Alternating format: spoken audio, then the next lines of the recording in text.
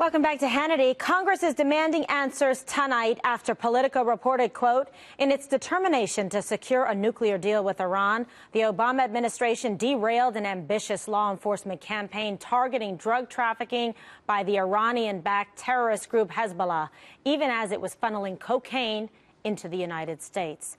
Republican Congressman Jim Jordan and Ron DeSantis are following up on that story by sending a letter to Attorney General Jeff Sessions. The congressmen are asking the Department of Justice to turn over all documents and communications related to this matter to find out whether the Obama administration did this to help secure the nuclear deal with Iran. Joining us now with more on this request is Congressman DeSantis. A fascinating story and so disturbing at the same time. Congressman, how do you anticipate the DOJ is going to respond to your request for documents and information? I actually expect them to respond favorably because this is an important issue. And if you go back to the second term of Obama, remember what Ben Rhodes said? Yes. The Iran deal is the Obamacare of the second term. Everything was subservient to that. They did all kinds of things to get that deal through. Obviously, they told a lot of falsehoods to the American people in the process. This thing with Hezbollah, who, by the way, has American blood on its hands. They're one of the most lethal terrorist groups in the Middle East. You go all the way back to the Beirut bombing of the Marine Corps barracks in 1983.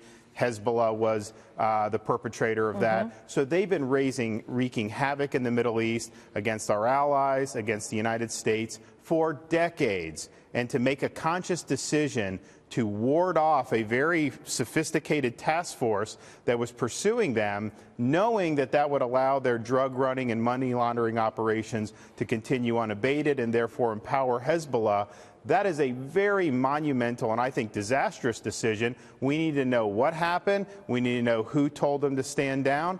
And then we also need to get some of the architects of the Iran deal, like Ben Rhodes, and see were they involved with having DOJ shut this down. You're so right. I'm glad that you followed up on that because Ben Rhodes, you know, all roads lead back to him because he's got the answers. He's the architect of that. It sounds like from his own words, his own admission, he's making himself an ideal subject of an investigation to comply and come forward and proffer some testimony to explain exactly what transpired.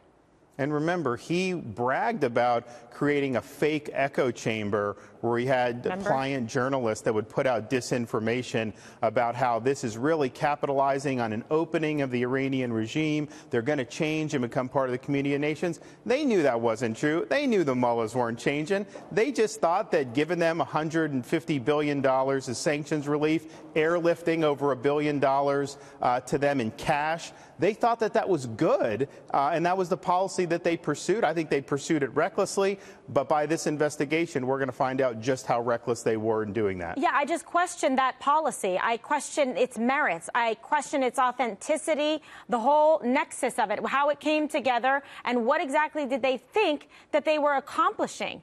Was this just some kind of like ego trophy to say they could do this nuclear deal? Because it was a bad deal for the United States, and now we know just how bad.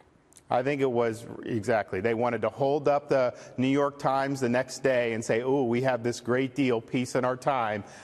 Consequences be damned, essentially. And if you think about the deal, they never did anything to prevent Iran from developing ballistic missiles. That's not in the deal. Nothing about Iranian support for terrorism. And, of course, we don't even have access to Iran's military sites in this deal. So it's really a deal that empowered Iran immediately and then paved the way for Iran to develop nuclear weapons in the near future. It was a disastrous deal, but then you also see now some of the consequences of that and the collateral damage by empowering Hezbollah. And I think if you ask somebody like Prime Minister Netanyahu of Israel, yeah, he's worried about groups like ISIS, but I think he'd probably point to Hezbollah as the most significant terrorist group in his neck of the woods. Absolutely, and he also tried to point that out at the time when he was stating his objections to the United States making this move, because he knows full well who better than he to determine and decide exactly what's going on in that region, especially based on their excellent intelligence gathering.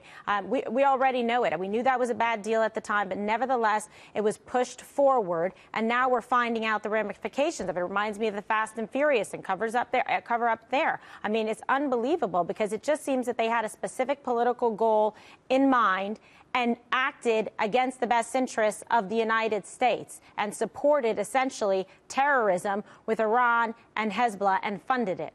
And probably on both ends, by having the DEA stand down, that empowered Hezbollah on the front end. But then when they're getting the pallets of cash on the back end of the deal, well, why do you think they want the cash? Because they want to give that to the Revolutionary Guard Corps. They want to give it to groups like Hezbollah so that they can continue to wreak havoc in the Middle East. So it was a disaster from the beginning to end. You're absolutely right. Well, I thank you for your service and what you've done here, and I look forward to finding out the rest of this information. So obviously we need you to come back a lot.